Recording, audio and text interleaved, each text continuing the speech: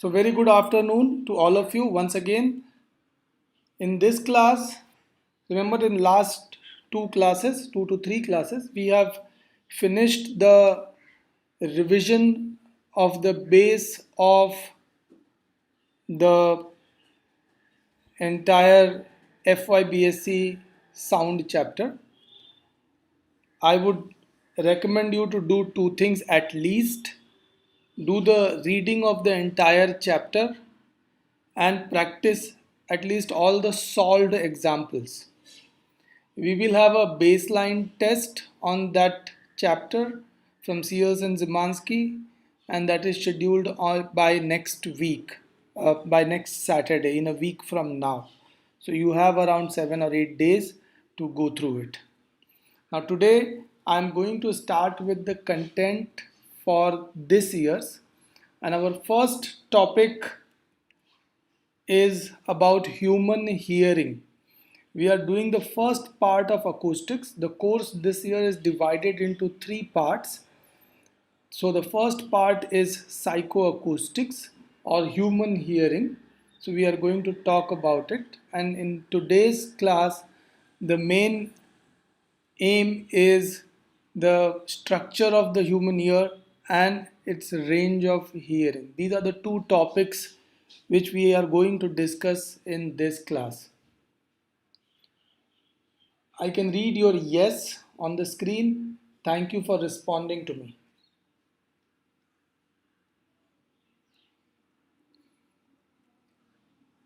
So as we know, the organ in human body which is responsible for the hearing is human ear.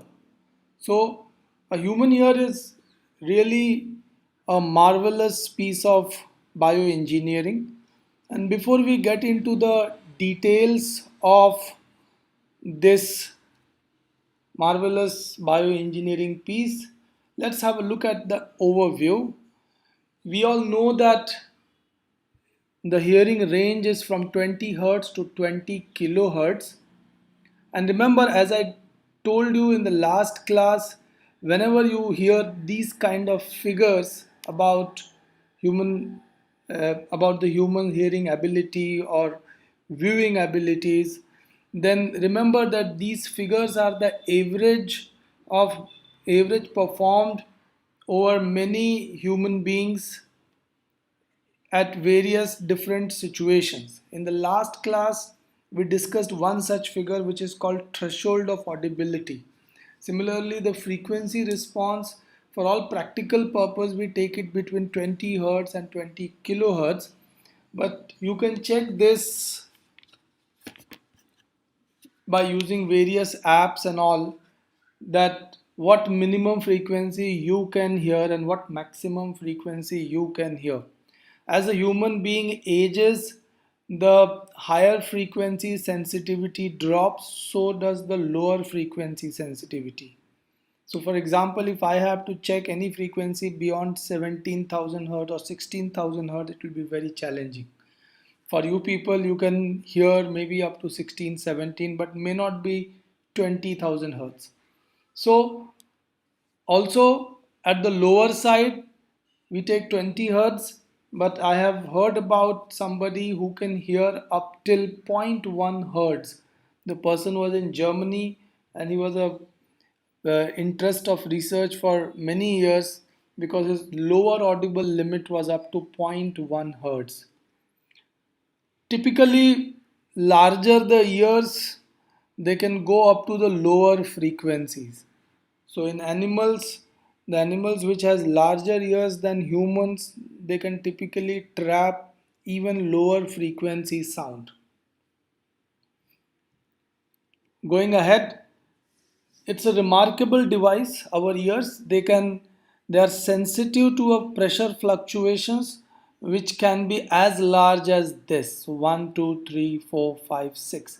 So 10 power 6, or the pressure can, the maximum pressure they can, maximum pressure fluctuation that they can withstand could be a million times the minimum pressure fluctuation.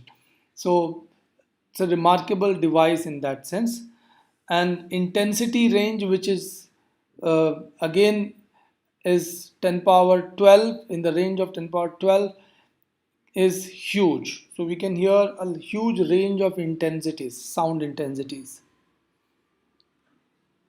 And audible frequency range is 1 is to 1000, in a sense that the how to put this, uh, look at this. For example, the highest frequency that on an average we can sense is 20 kilohertz. Lowest frequency that we can hear is 20 hertz. Now, if you divide 20 kilohertz to 20 hertz, then the ratio is 1000 is to 1. So this is the ratio of the maximum frequency that we can sense, maximum audible frequency that we can sense to the minimum audible frequency. And this ratio is 1000 is to 1. And that way human ear becomes a remarkable device. Compare it with human eyes. Now what are the wavelengths that human eyes are sensitive to? So if you look at it, maybe the if you approximate red wavelength at 8000 angstrom and blue wavelength say at, or violet at 4000 angstrom, and if you take a ratio of maximum to minimum, it is just 2 is to 1. Compared to human eyes, human ear is a remarkable device.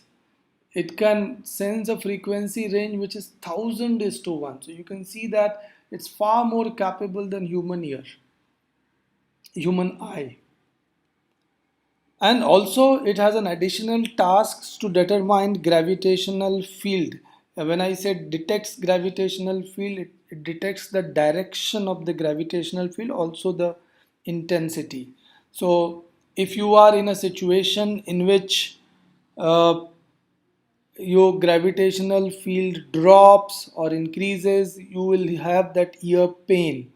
So that is ear adjusting to the new environment. Although there is one more reason for it, and I will come to it in a while, in few minutes from now.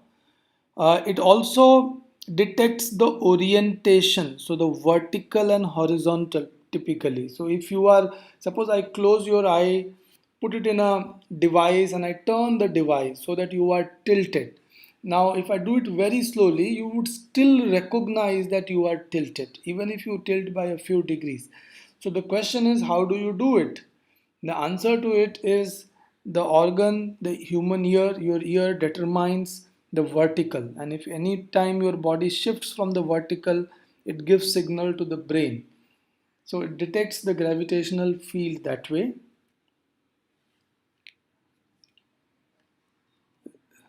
This graph typically shows the response of the human ear to the various kind of sound intensities. So remember in the last class I talked to you about sound intensities. Remember we have done that at FY BSc level. I am telling you that that chapter is the base. Where that chapter leaves you, this course takes on. So these are the various frequencies. Typically, the sensitivity is maximum in this region of 2000 to 5000 hertz. I will come to it why it is so. As the frequencies increase, the sensitivity, the response of the human ear or audibility drops. So you may hear a 10 power minus 12 at around 2000 to 3000 hertz, but you may not hear 2000 10 power minus 12 watt per meter square at 50 hertz, or that's like at 20,000 hertz. This is higher side, the threshold of pain. So this is 1 watt per meter square. So if your intensity is 1 watt per meter square is hitting, that is 1 joule per meter square is hitting your ear per second, it will be painful. Music is somewhere in between, speech is even in between. Human ear is extremely sensitive to small pressure changes. You want to compare, you want to judge how small these pressure changes could be, then a 10 power minus 5 of normal atmospheric pressure, that is You take normal atmospheric pressure divided by 10 power 5. So small fluctuation in the pressure can give you a very loud sound. So it senses very minute pressure fluctuations. And eardrum can vibrate as small as 10 power minus 8 millimeter. Look at this figure carefully. This is 10 power minus 8 millimeter. Can you imagine how much would it be? I mean, to put it in perspective, convert it into meter. This becomes 10 power minus 11 meter. 10 power minus 11 meter is 1 angstrom. I'm sorry, 10 power minus 11 meter is 10 power minus 11 meter is zero point 0.1 angstrom. Now compare that with the smallest atom, the hydrogen atom. What is the radius in the first orbit? Does anyone remember?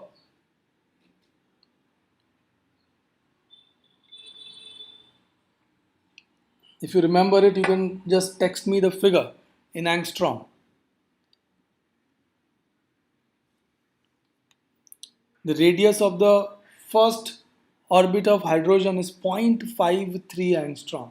And here this can vibrate as small as zero point 0.1 angstrom. So you can see that it is even smaller than the hydrogen atom. So it's so sensitive in its nature. Also, the more interesting thing, its selectivity. It's highly selective. Yes, Devesh, you are right.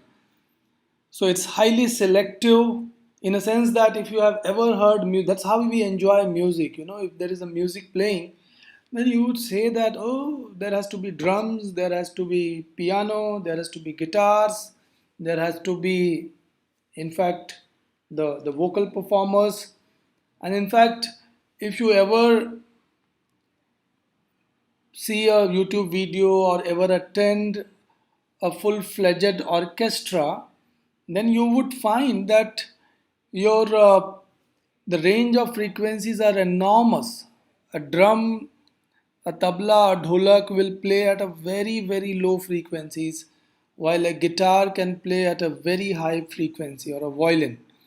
And there could be hundreds of performers playing different instrument on the stage, but you can identify when you sit and listen to it, when you sit and listen to music, not just live but even the played music, you can identify each and every instrument independently, more or less. I'm saying more or less. There are certain riders, and as we get into that course we will see, but more or less you can identify. That is the selectivity that human ear performs. It's incredible. Compared to human eyes is nothing. For example, if I throw red light on your eyes, you will see red. I throw yellow light on your eyes, you will see yellow. But the moment I throw both the lights on your eyes, would you be able to see red and yellow independently?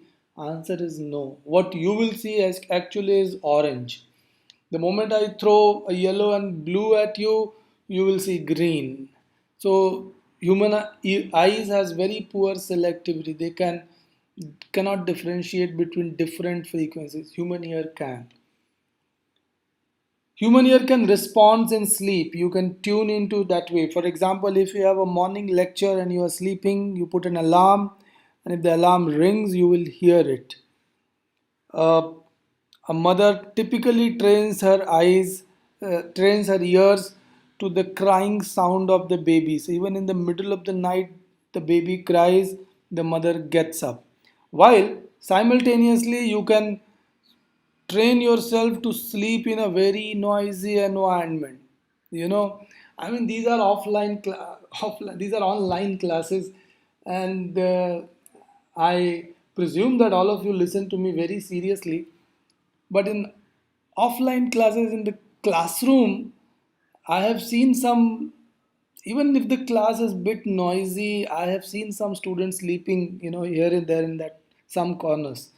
So you can train yourself to sleep in a very noisy environment. You can stop listening to other sound. So that's the selectivity that it offers. Typically, a human ear structure is like this. This is a broad scale structure. You have studied this in your lower classes. Generally, it might not have been taught in physics, but it must have been discussed somewhere in your biology classes.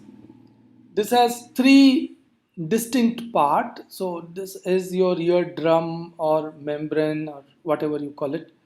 So this is a bifurcation. Nothing goes inside and nothing from inside comes outside. So this part is my outer ear, okay, which has different components like outer ear, ear canal, and pinna. We will talk about them one by one. This is the middle ear from here to here, which is sealed. This is a sealed chamber, so nothing comes here, nothing goes out. This is a long and very thin tube, so almost sealed in fact. It has basically three bones. So one is called malleus, this one, another one is called incus or anvil, and the third one is called stirrup. So we will talk about them. And also it has this tube which is called eustachian tube. Forgive me for my incorrect pronunciation. Most of these words are biological in nature. I personally left biology because of its pronunciations.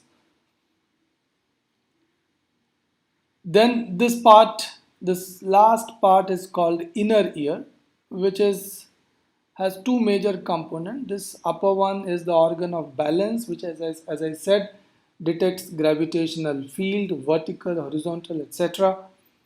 And this part is the most important part for us, which is called cochlea, which is responsible for hearing, or it is called the seat of hearing in human ear. And then obviously, lastly, the signals are sent to the brain by using an nerve, auditory nerve canal, auditory nerve system. So this is the broad view of human ear. In the rest of the lecture today, we are going to look at each of the three parts, the outer ear, the middle ear, and the inner ear independently. So let us look at the outer ear first. So I have cropped the remaining part, removed it, and we focus only on this. And this shaded region is my outer ear. So outer ear has got multiple functions to perform. So number one is the focusing. So the pinna, which is the outgrowth here, it actually performs the focusing. So the overall, it performs the focusing in two ways. Number one, if you look at the overall structure, then it is a curved parabolic kind of thing, to which if the sound wave hits, it will be reflected inside the ear canal. So that is the way it is done. You can enhance this phenomena by putting your by making your shape of the palm in a concave manner and putting it behind the ear. The moment you do, right now if you are listening this lecture, you can always do cup your pinna from behind by folding your both the palms to both the ears, and suddenly you will find that loudness increases many-fold. So this action actually corresponds to increasing the size of the pinna. So the other way in which it does the focusing part is that these grooves work like a what you call audio guide, audio wave guide. I leave it to you people to figure out the audio waveguide technology which is used for many speakers these days.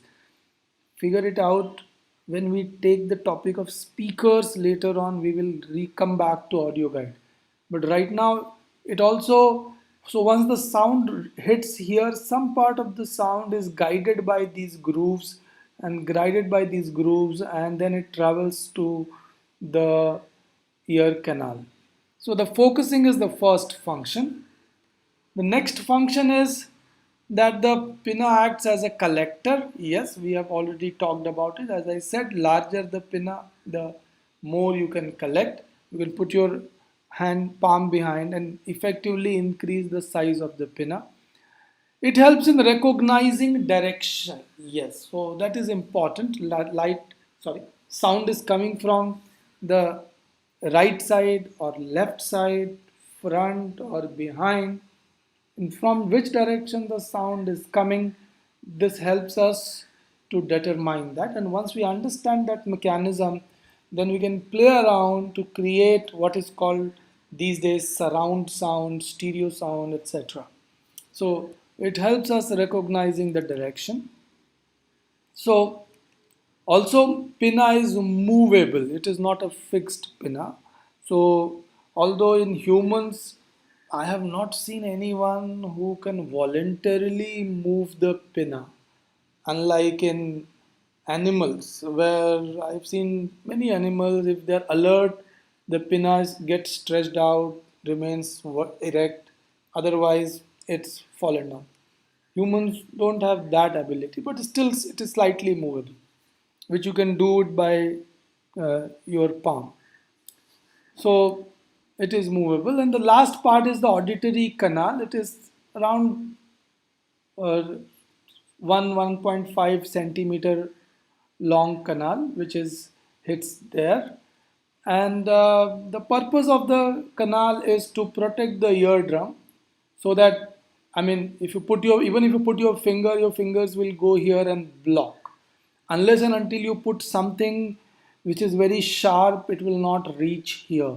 So protection of eardrum, which is a very sensitive instrument, as I said, it can vibrate up to 10 power minus 8 millimeters. So you can imagine how sensitive it must be. It has to be protected at all cost.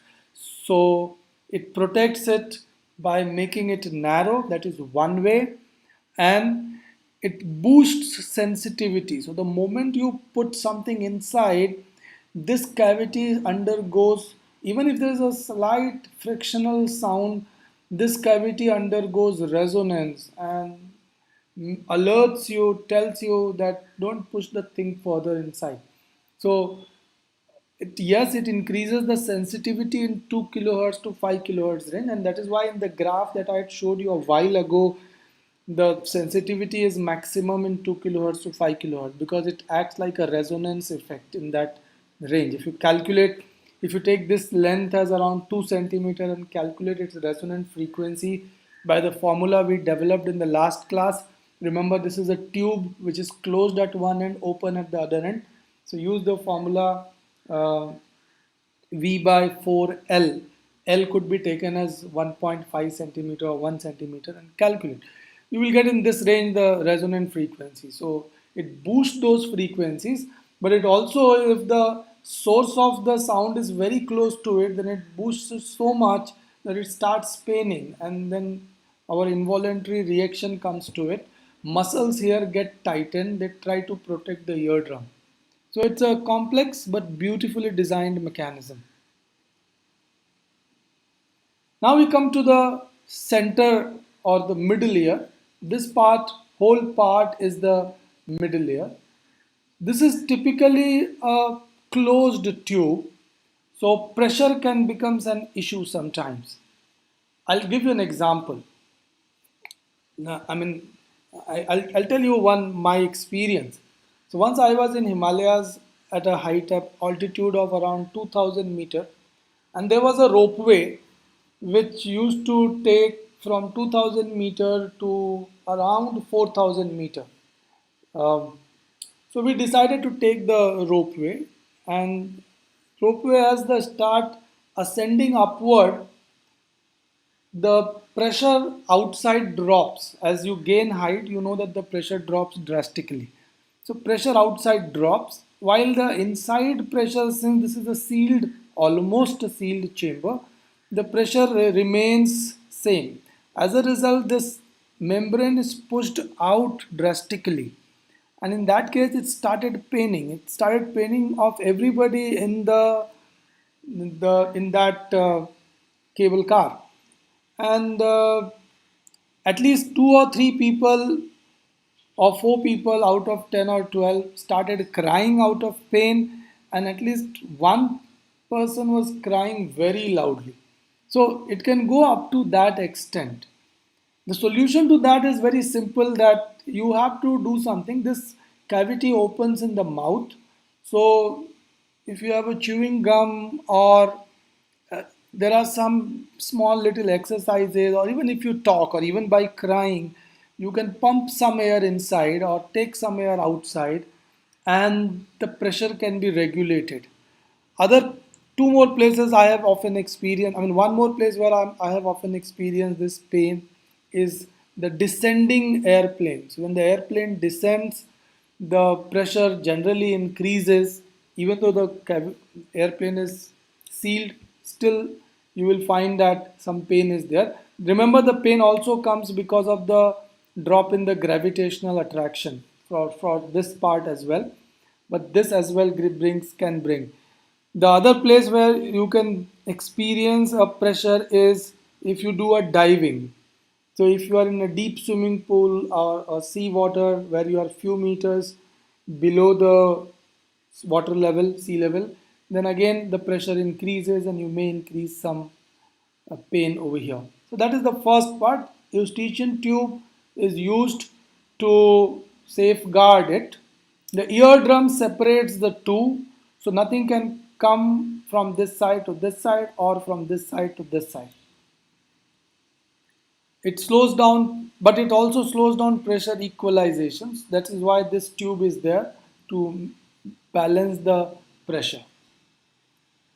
The middle ear has three components. Let's come to the main part now. As I said, hammer, anvil, and stirrup, and they work like an amplifier.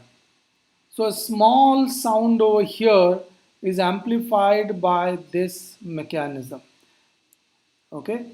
Also, there are muscular control here, which controls almost everything. These hammers and the eardrum also.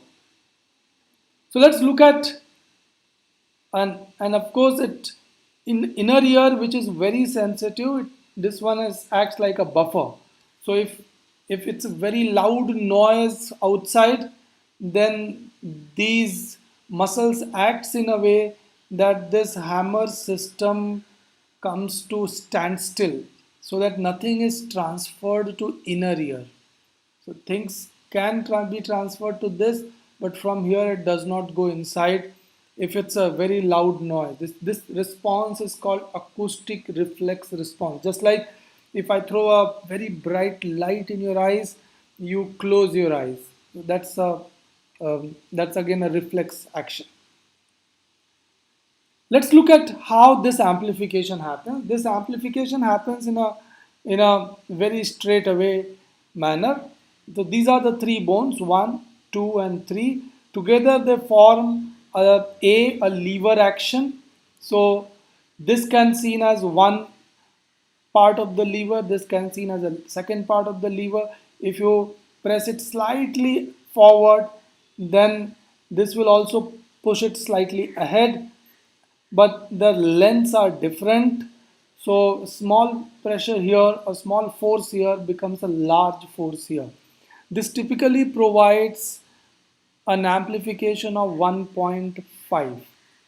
However, if you if you look at the other part of the design, then this area is large while this area is small. So this area differential actually offers 20 times of pressure or force enhancement. Recall Pascal's law of fluids. So force applied at a larger area here, pressure applied at a larger area, same pressure applied at a smaller area will give you larger force. This magnifies the everything by 20 times. The lever action magnifies by 1.5. Together, if you multiply, they magnify it by 30 times. So that's the sound amplification that the human ear achieves. middle ear achieves. Let's come to the last part, and that is the inner ear. So structure of the inner ear. This part is structure of the inner ear, where this is the organs for balance. So these are called semicircular canals. We are not right now, for our course they are not very important. For our course, what is more important is this structure, which is a coiled structure, and it is called cochlea. This is a very important structure for us. It transforms the pressure variations into coded electrical signal. Okay, so we are now rest of this lecture and the next lecture we are going to talk about this part in detail. So let me give you an overview today, and details I will follow in the next class. So this is the cross section of cochlea. Look at this structure. It goes this way. This is, go back to this design. You can see that this hammer or stirrup from the middle ear hits the inner ear at some point. That point is typically called as an oval window. This is the stirrup hitting the cochlea at the oval window. Now in the cochlea, what runs is a three scale structure, and this is the three scale structure. This total length of the cochlea, if you open it, if you open this coiled structure, it goes to around 1.5 inch. 1.5 inch is roughly around 35 millimeter. So it is, if you open it, it's 35 millimeter, and if you take a cross section, then it has three components. One is called the scala vestibuli, which is the upper part. Then other one is the scala tympani, which is the lower part, and in between you get what is called as cochlear duct, which is in the middle, which actually contains the basilar membrane.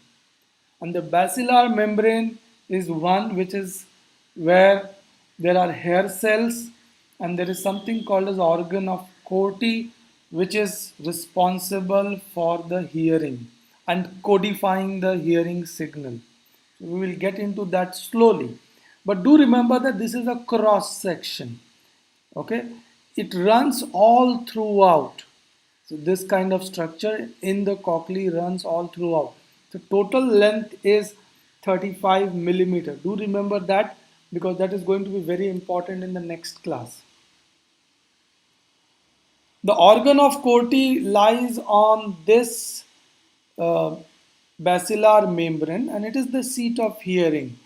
It is a gelatinous mass, and as I said, lengthwise, what you are seeing here is a cross section. It's lengthwise, it's around 35 millimeter long. It contains several rows of tiny hair cells which are attached to the nerve fibers. How many they are? A lot. Several rows. A single row of hair cell contains about 4,000 cells in one row, and there are several such rows. In fact, there are the 12,000 outer hair cells occurs in several rows. So in 4,000 in one, and you can count and calculate. Each hair cell has many hairs, and this is important for us. They bend when the basilar membrane responds to the sound. So it's not a biological process, it's a physical process. In the next class, I'm going to discuss that part, that how they, or what makes them bend when they respond to the sound. So they bend, and that bending of them gives a stimulus to the hair cells that the sound has arrived, and depending on where and how much sound has arrived, where means here frequency, and how much means the amplitude, the loudness. How much sound has arrived, it will excite particular neurons in the auditory nerves, which is then fed to the brain, and then brain decodes it and decides that which frequency, which is what is the frequency of the sound being received, and also decides what is the loudness or amplitude. So we can stop here. Thank you.